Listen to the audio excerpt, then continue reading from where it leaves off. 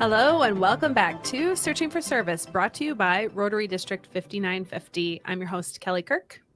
I'm Joe Kirk. And I'm Chad Larson. Before we dive into who our guest is today, Chad is going to remind us of who our show sponsor is. I want to thank Russell Hampton for sponsoring the show, the #1 printer for Rotary in the country. If you're watching online, you can see some of the stuff they've printed for us. We got a couple of tumblers, cutting board, hat, mug. They can print anything.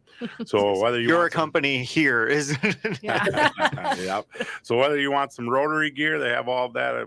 A specific Rotary shop on their website, or your company needs some printing needs. Russell Hampton's got russellhampton.com. Maybe Summertime by George would look really good on there too. I'm just throwing it out there. So that's kind of a nice little segue into who our guest is today. Our guest is Troy Fritz. He is the entertainment chair for Summertime by George. It's a concert series, from my understanding, that's hosted by the St. Cloud Rotary Club. And also, he is the Associate Vice President for Institutional Advancement at St. John's University. Thanks for that reminder. I went to the title first and bypassed St. John's University. Well, thanks for joining us today. You bet. I sound like a pretty big deal, don't I? You are a big deal. You're on Searching for Service. You are a big deal. We're happy to have you. So we want to take just a few minutes for our listeners to have the opportunity to get to know you. And so for those of you who don't know where St. John's University is located, where are you hailing from? We're about 12 miles west of St. Cloud, Minnesota. Okay. So, but a little hour and 20 minutes north of the Twin Cities area, small liberal arts college with our sister college of St. Benedict, part of the MIAC system. And great place to go to work every day. Wonderful. Beautiful campus. And assuming you live in the area too? I do. I live over in Cold Spring. I was born and raised in St. Cloud, and then we moved about my wife's family's cabin and live on a lake now. So sounds terrible. Yeah. No, it's a burden I bear. So yeah. And are you a fellow Rotarian? I am. Yeah, I've been in Rotary since 1994. I've been a president of Rotary clubs twice, one of the St. Cloud Granite Rotary and one of the Rotary Club of St. Cloud. So, and I've held almost every position that you can in a Rotary club, from treasurer to president, international chair, club service, and all of that. Now I'm, more heavily involved in some of the service projects we do. Any plans for, like, say district governor or I've never really had those kinds of aspirations. I'll even tell you that I am much more of a local Rotarian. We do service internationally and all of that, but I'm the guy that really tries to focus on what are the needs of our community. Sure. And the way I look at it is, we typically talk to the police chief, the mayor, and the superintendent in our community and kind of say, what keeps you awake at night and how can we help solve some of those problems? That's kind of the way I've always approached it is, what can we do to make our community good? Because it was good to me when I was growing up. That's so good. And what a nice little angle too. It's like, asking those top peeps in the community, go, what keeps you up at night? How can we help? But what happens if it's like, they all have teenage daughters or something like that, right? Hey, funny story here. When I was president of the Granite Rotary Club, we had these international students coming in, and we had this international student from, I think it was Norway, and she was coming in, and I was president, and I'm like, oh man, the liability of bringing a young lady to our country and sending her to a high school. So I didn't ask for volunteers to be the host family. I had the sheriff of our county in our Rotary Club, and I made him be the host family. You made him. You're like this. Yeah, it was awesome. I had no worries. There you go. That's really good. That's awesome. I love it. That's really funny. What's been your favorite service project that you've worked on? Yeah. I think the one that transformed our club for a variety of reasons, and we can kind of talk about that a little bit, is when Rotary was celebrating our 100th anniversary, Rotary International, back in about 2005. They were, trying to inspire clubs to do these centennial projects, these big service projects. And I had just joined the Rotary Club of St. Cloud and was asked to be a co-chair of a project to do some kind of a service element. And we have this little lake in downtown St. Cloud. It's only about 7 acres big. It's called Lake George. And our idea was that we were going to do some kind of renovation there because it was pretty dilapidated. There was crime issues going on around the park. And originally we were thinking, well, let's just do a fishing pier, a little wooden fishing pier. And so 3 of us went to talk to the park director. And when we asked him about, would you mind if we did a little renovation thing? How about if we did a pier or something like that? And he reached behind himself and he pulled out about a 40-page document. And we said, what is that? And he goes, well, it's a master plan that was developed to completely renovate this park. And I'll show you the pier idea that we had in mind. And we said, well, can we take that and look at it? And the largest project our club had ever done was like a $10,000 or $20,000 project. And when we looked at the project, it had been done in the year 2001. And we asked him, how much of this has been completed? He said, well, none of it. So we came back, we talked to our club, came back, and we said, how about if we adopt this entire plan and we try to do the entire plan in 5 years? So when we took that on, we did a complete renovation of this Lake George Park. It ended up being $3.5 million. And we raised a third of it. And then we got the city of St. Cloud to match it 2 for 1 to create this. And it was a 5-year project. And I told people, I said, after year 2, we did it in phases. And after year 2, I was driving past the lake on my way to a Rotary meeting. And then when I looked down at lunchtime, there were 200 people walking around the lake on the new walking trails that we had done. And I knew we had struck a chord with our community that this was going to bring vibrancy. This was going to bring our community together. Yeah. And 5 years later, we completed the entire park, and we had all these, instead of doing a wooden fishing pier, we did sustainable things. We did maintenance free, cobblestone, granite, all of that. And it just changed the trajectory of our club. And then that was probably my favorite element. And then about beginning of year 5, when this park was getting completed, we had some Rotarians who stepped up and said, well, if we built this and nobody uses it, it was a waste of time. So how about we think about doing a concert series? And so they started researching things. And that was kind of the beginning of how we started thinking about Summertime by George as a music festival for our community. So cool. And that's a big story in itself. That's really impressive too, because I'm sure that there aren't a shortage of communities out there, like, kind of to take your example, where there's been master plans that have been completed for parks or for different sections of the city, where what a nice like template that you've created and going, well, how do we create a partnership with the city, help them raise money, help us, we can raise money, help them raise money. And then we more or less usher this through as a vehicle. That's very interesting. Like I would think that there's a lot of master plans that were done, and a lot of money spent on these things. So that's the thing. That was the thing I laughed at. I went to school for city planning. I know how much master plans cost, and I'm like, how cool that you were actually able to utilize it and make it come to fruition, right? Yeah, and the other thing too is, you kind of talk about ushering the project through, and I would use a different term. And we actually just redid a visioning process for our club. And one of the most important words that we brought into our vision statement is that we serve as a catalyst, which means we help to make it happen and we help speed up the process. So by us getting involved, we took the expertise of our club, and we had everything from project managers to business owners to bankers to everything. We all brought our skill sets into it. And then we were able to work with the park director, Scott Zlotnick, to figure out how could we cut through red tape? How could we make this happen faster? how could we leverage things? How could we leverage local option sales tax dollars with monies we were raising? And since that time, we did that, and we started Summertime by George, and then we've done a program called Pathways for Youth, another one Preschool for Success, and another one, this Community Outpost or Cop House. We use that same model in every one of those, and every one of those we, in essence, served as the catalyst to make them happen. And I'll be the first one to tell you that none of these projects were about Rotary.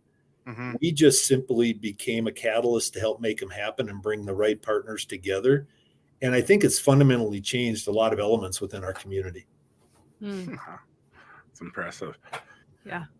As you guys went through it, what did you learn through the process that you took to the next projects that you guys have taken on?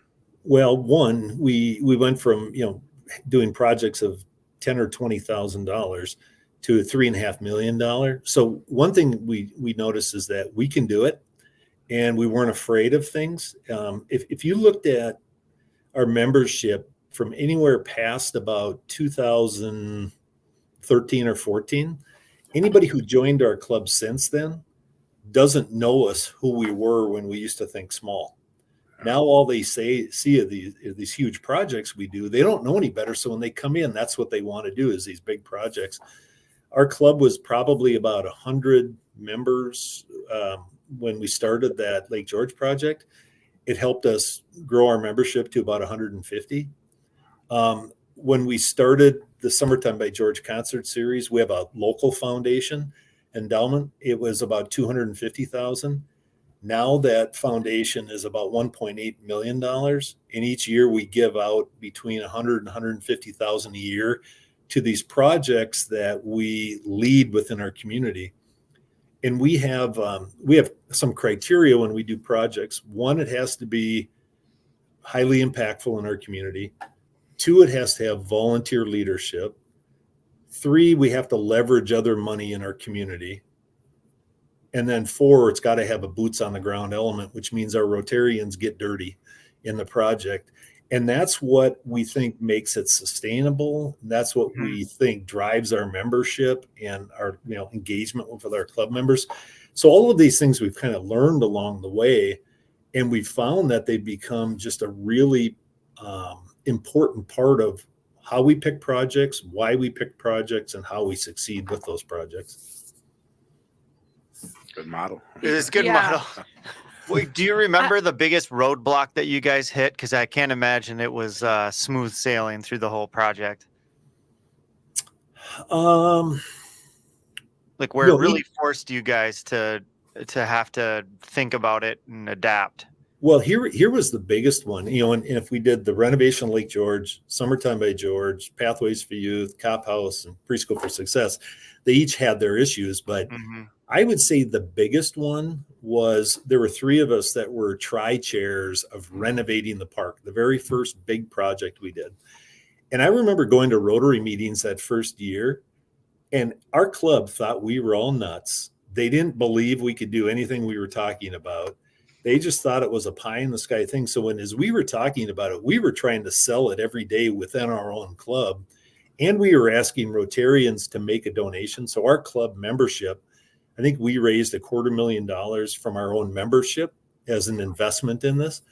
So we were trying to sell that. And I think that was probably the most difficult thing that we had to do. But once we completed the park and once we did Summertime by George, people were locked in on, wow, we can do just about anything we put our mind to. And we have high expectations of our membership. If you're going to join our club, you're not going to be in a garden club. You're going to be working and you're going to be busy, but it's going to be extremely satisfying. Very cool. So you really had to change, not perception, but what people believed was possible. Man, where have we heard that before?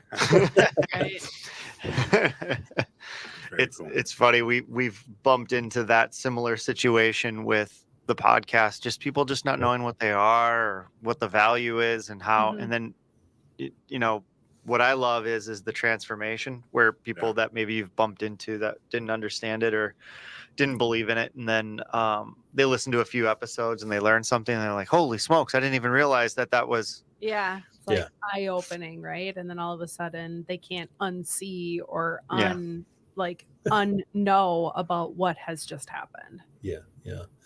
Well, we can talk a little bit more about the Summertime by George series too, if you have questions. But the other legacy that I think has been created through that project, which was kind of an unintended consequence, is that since we've done ours around our community, Sartell, Sauk Rapids, Way Park, St. Joe, Cold Spring, they've all started these little music events in little parks, and they're typically like 300 to 500 people will show up to them. And then the Excelsior Rotary Club, the Alexandria Rotary Club, the Wilmer Rotary Club, all of them have created concert events modeled after Summertime by George. And what's interesting is they're finding similar results. They're raising money, they're putting it back in the community, their membership's growing. There's excitement. They're bringing the community together. And so, they're replicating it, but they're fitting it to their own community. And that, I think, is one of the cooler outcomes that we're seeing. I just want to make a quick comment, and then I have a follow-up question for you. But the quick comment is, I'll never forget when we had our Rotary outing, and it was out on Lake Minnetonka, and it was the same day that the Excelsior Club was having that concert series. I thought, oh my gosh, how cool and ironic is that? And pretty fascinating too, that it's kind of a R&D, a rip off and duplicate of what you guys had implemented, right? So this leads me to my question, and that is, can you explain to our listeners what Summertime by George is? Yeah. Summertime by George is a free concert series in St. Cloud done by Lake George Eastman Park, which is just on the other side of our main drag called Division Street from our downtown area. It's, it's probably about a 14-acre park. And then there's a 7-acre lake as part of that. And what we do is, when it originally started, we were trying to think of what were the elements that made concert events successful. And so we had Rotarians who went and visited a bunch, but it's free. There's food, there's beverages, there's good music, and kids activities. So we brought those elements in there, and we have names for all of these things. And what we did when we originally started was it was every Wednesday from the middle of June to the end of August. And it was 12 weeks long. Now we're 8 weeks. We scale it back just a little bit. But so it starts at 5 o'clock at night and goes till 9 o'clock at night on a Wednesday, every Wednesday.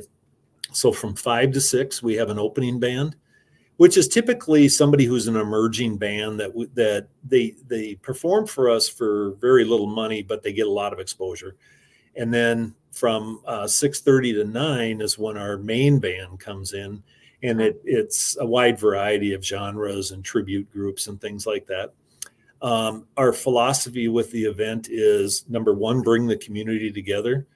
Number two, put the mission and vision of Rotary out in front of our community so they know who we are, tell our story. And number three is raise money, but in that order. We don't go out to raise money. That's a byproduct of the event that we do. Okay. When we first started, we were hoping to see 1,000 people a night and break even. And I remember the very first night, we had about 100 people show up, and we thought, oh, this is great. And then the second night it rained, and we probably had 75 people show up, and 30 of them were Rotarians. And then from there it took off. People started believing in it. And as we were kind of hitting as we're hitting our stride, we average about 10,000 people a night. And our largest nights are about 20,000 people. So it's kind of cool. And, our community's really rallied around it. It's a gathering place for multi-generational families. And at 9 o'clock, we shut down and everybody goes home and goes to work the next day. So it's kind of a neat little model we have. Yeah. So you've seen this, to your point of the rally of the community, right? And so it's an opportunity for individuals or families or couples to serve, I'm assuming. And so you noted that, when this first took off, there were a lot of Rotarians that were involved. And so the Rotarians kind of help keep it running, right? I'm assuming.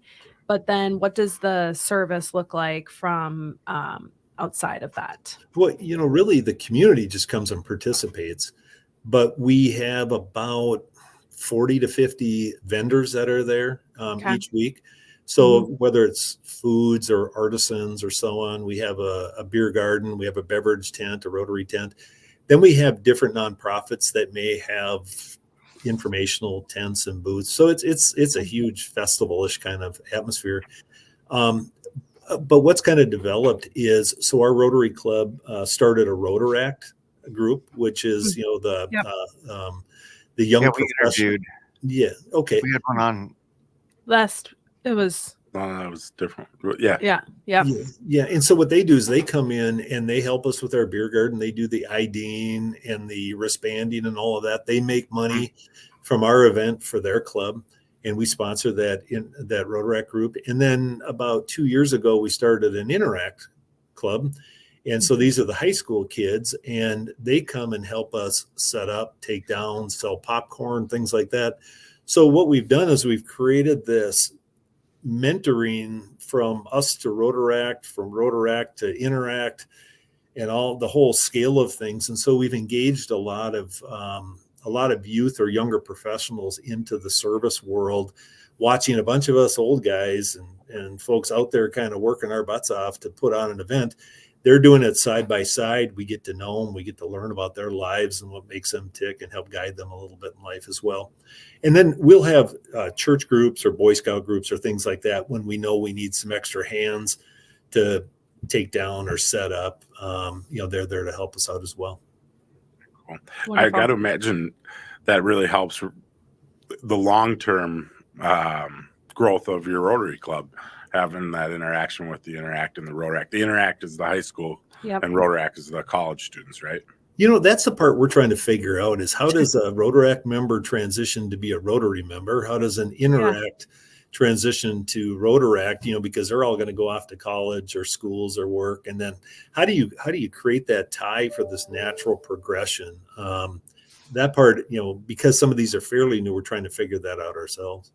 I think you're onto some, just having that interaction and that connection, because it'll take time. It'll be 10 years when you can really evaluate and they get back into the community. But having that exposure and that connection, I think, is the biggest step you can do. Well, maybe to talk about that a little bit is, I've always had a little heartburn on the Rotaract is like sponsored by a Rotary Club, so it has a natural division built into it, right? Like, as you're sponsored versus like your AAA team or something like that, right? Like, it's I've thought about how there's some structural things that just could be improved.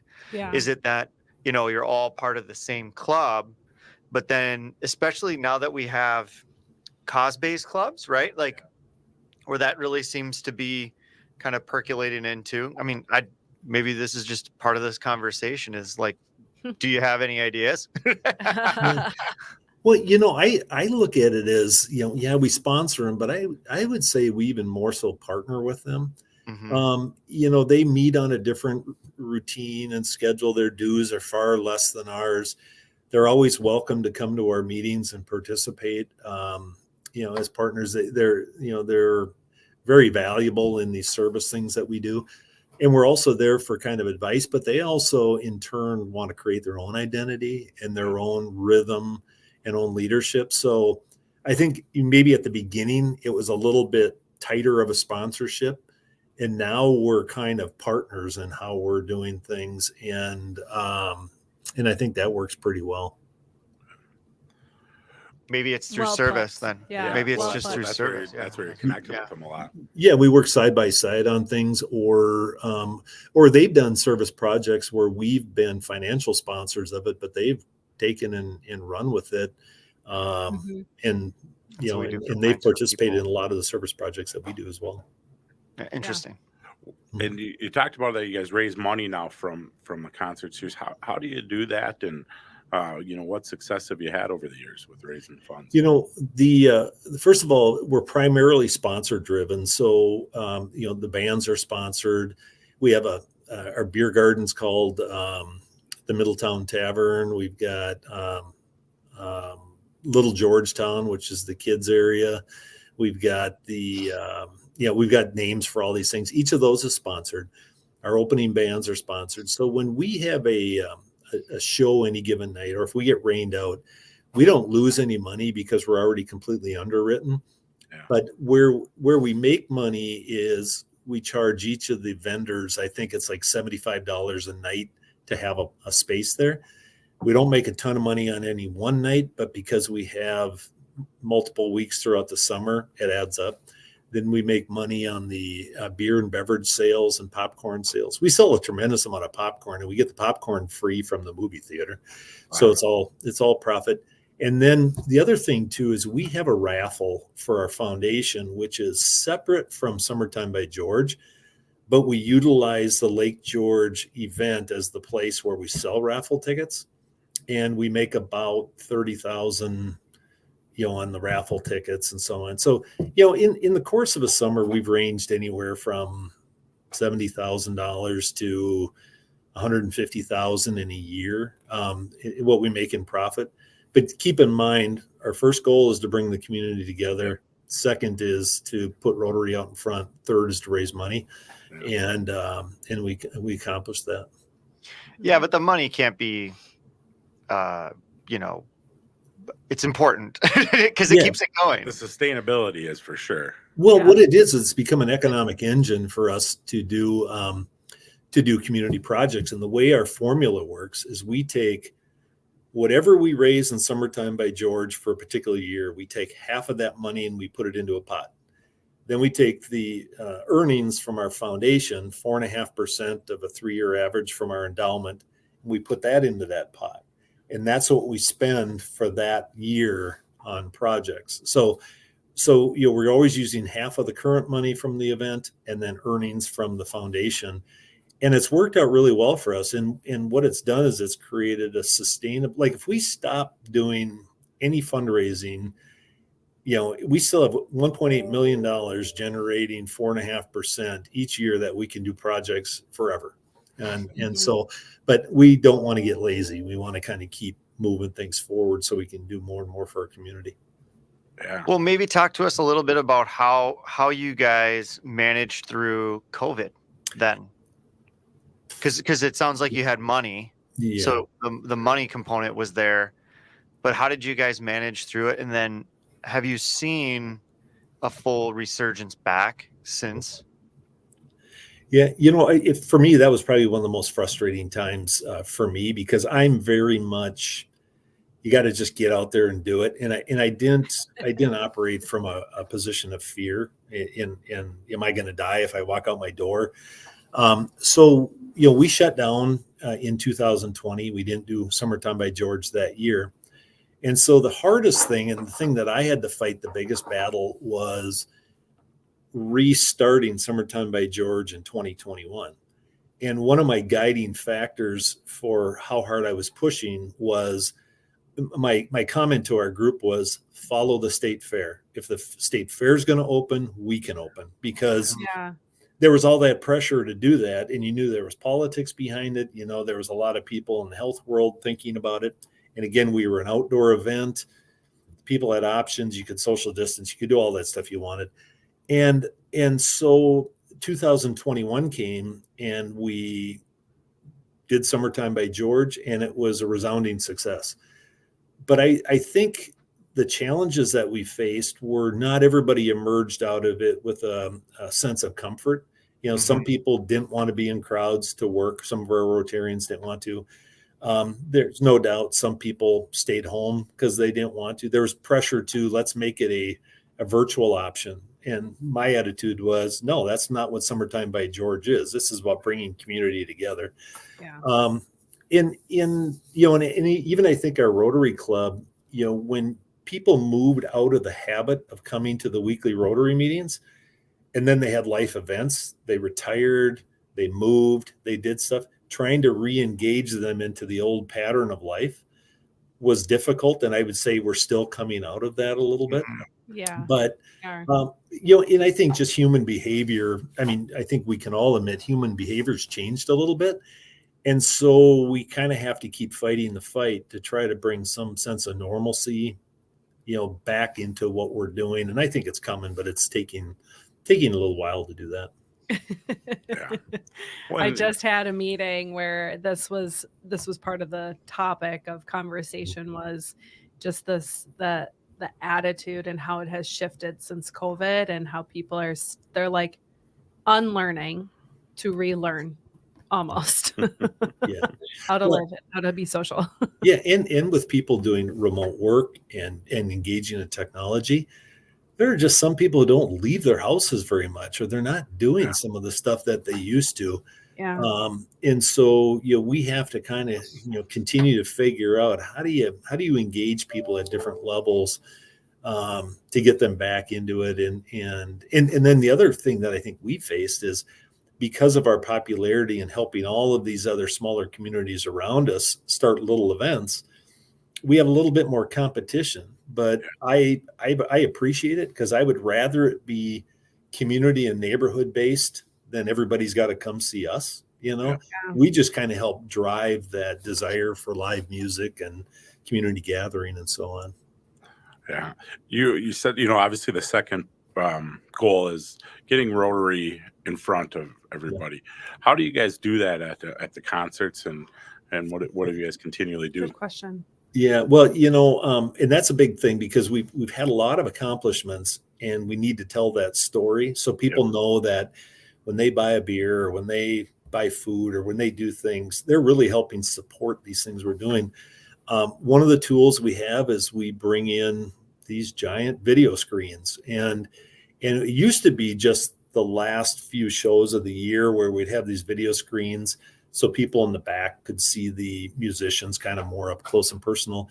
But now we've used it more as a messaging tool. Who are our sponsors? We've done some videos and slideshows of the impact we've created. So we do that through the Summertime by George. And then we do a lot of social media things that kind of tell little snippets of information about the impact at the Cop House or Preschool for Success, or handing out warms, heads, hands, and hearts stuff, or whatever. We found that we got to tell our story so that people know what we're all about. I know that's seems difficult in the Rotary world sometimes to tell that story, because it's something you want to. I think the attitude, and I think it's good attitude, is we're doing the work. We don't need to. It speaks for itself. So it's a challenge, I think, for other clubs and in general for Rotary to tell that story. Because the work does speak for itself, but it's something so needed. Yeah. The other thing that I really get out of Summertime by George, which not all of our Rotarians see this. A lot of our Rotarians will come to the event and they're picking up garbage, or they're selling beer, or they're doing whatever. And one of the things that I really try to delve in each night is the human element. Who are the people that are at the event, and what are their stories? And, like one story is, we had this desire or question for us to bring in American Sign Language interpreters, because we had members of the deaf community coming to our concert event, which to me, I'm like, really? And so we had some people volunteer to do it for a little bit, and then we found a sponsor to pay them. But then what had happened out of that was one of the members of the deaf community wanted to become an interpreter for the concert herself, and she couldn't hear the music. So what would happen is she would be on stage, and there was another interpreter in the crowd.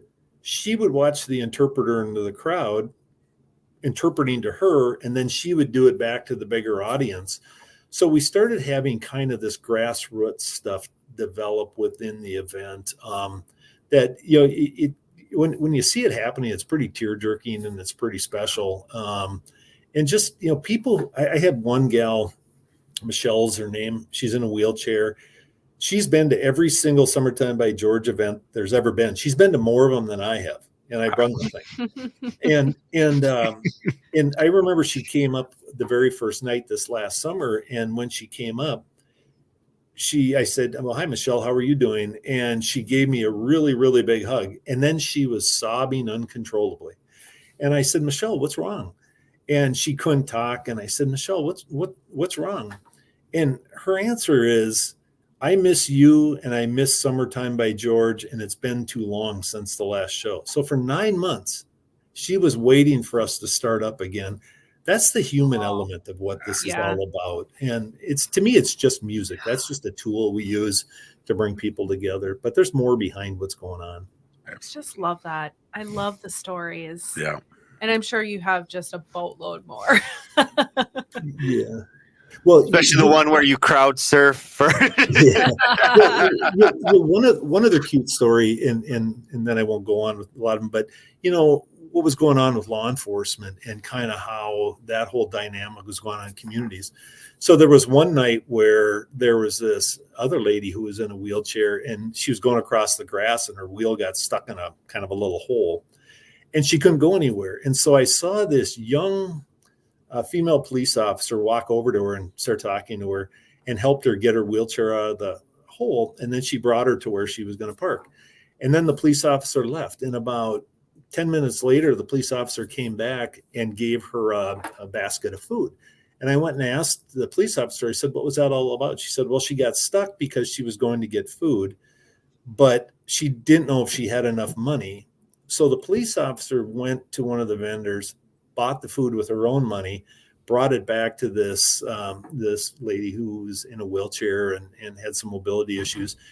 And that's the interaction I see and other members of our community see about how our police are doing community work and how they're really engaging people in different levels in the human side of what they try to do outside of wearing the badge and having to deal with the bad stuff. They are just amazing folks as part of our event as well. It's incredible. Yeah. And stories are good. We appreciate them. That's for sure. No, for sure. And they're impactful. So those, I'm sure in seeing them and just being there to witness it is even more powerful. Yeah. Well, we're getting close to the end here. So tell us what people can expect in 2024. So when does it start? When's the first Wednesday? Yeah. The first Wednesday is June 19th. And we're going to go June 19th and then June 26th. We're taking the 4th of July week off, and then we'll start up on July 10th again and go through August 14th. Very cool. And we've got just a great lineup of opening bands and main bands. And our first band will be a band called Maiden Dixon Line. And their earlier version that they had for years was Justin Plouffe and the Throwbacks. And they're going to do a half of their show is going to be a country show, and then the other half will be a Creedence Clearwater Revival tribute. Oh, nice. Yeah. And then the second night, June 26th, we've got Fred Savage and the Unbeatables. And Fred Savage, Bubba Hollenhorst, they're kind of a local group, or they started out locally here. They're a huge wedding band in Minnesota. So they play this real wide range of music, just a fun party show. I hire them a lot out here at St. John's for our reunion weekends, and they've been at Summertime by George in the past. Then we'll take a break, and then July 10th, we come back with Shane Martin's band, and they're going to do an Alabama tribute. And this is probably one of the best Alabama tributes I've ever seen. And what's neat is when I'm up at the stage and you look out, and you see everybody tapping their feet, singing along, you've hooked them, for the night. And then our county attorney, who's also a Rotarian, Janelle Kendall, has a band called The Perfect Storm. And ironically, she got rained out last year as the Perfect Storm. So we're bringing them back, and they're kind of a great party band as well. And then after that, we've got a band that played at the Excelsior Music in the Commons for several years, the 70s Magic Sunshine Band. So there'll be a lot of fun, and they'll bring a lot of that 70s music in. Again, everybody knows that. They have a great time. And then following that, on July 31st, we've got Pamela McNeil and her Fleetwood Mac Rumors and Dreams show. There you go. Which is just spectacular. I mean, Pamela is as good as they get. And then August 7th, we've got a guy coming in from the Nashville area. His name is John King, who's a country music singer, originals and covers. Played last year, and this guy has just got a magnificent voice, just a quality human being, and so he's going to do great. And then to our finale, which we'll have 20,000 people at this event, will be a combination of bands, Collective Unconscious and the Fabulous Armadillos. And together they'll do, half of the show is going to be a Doobie Brothers tribute, and the other half is an Eagles tribute. So if you've never had a chance to see, if you've never had a chance to see the full Eagles tribute show, I highly recommend you see that. It's just simply incredible. So it'll be a great season. A great that summer does sound like a nice little lineup you got for yourself. Yeah. I'm rooting for it. We'll get up there for one of the Wednesdays. Yeah. That'd be really nice. Where can people find more information on the concert series? If you go to summertimebygeorge.com, you'll and again, the lineup hasn't been by the time this show goes out, it will be announced, and people can see the lineup. They can see who the opening bands are going to be that we paired with the main bands. You can find out which vendors are all going to be there. A little background on the bands. So we hope people come out and join us. Again, it's free, and if I'm behind the stage, and if anybody wants to come say hi and introduce yourselves, I'd love to welcome you to Summertime by George and give you a little background of the event. Awesome. Very cool. Well, thank you, Troy. We truly appreciate you hopping on and sharing more information about the Summertime by George series. Yeah, it was amazing. And then learning a little bit more about you as well. Thank you. Well, thank you. And thank you guys for what you do in hosting this so that we can tell our story. I appreciate it. Yeah, absolutely. Thank you. We appreciate that. Thank you, everyone, for tuning in and listening to Troy's story. And I'm your host, Kelly Kirk. I'm Joe Kirk. And I'm Chad Larson. We'll be back.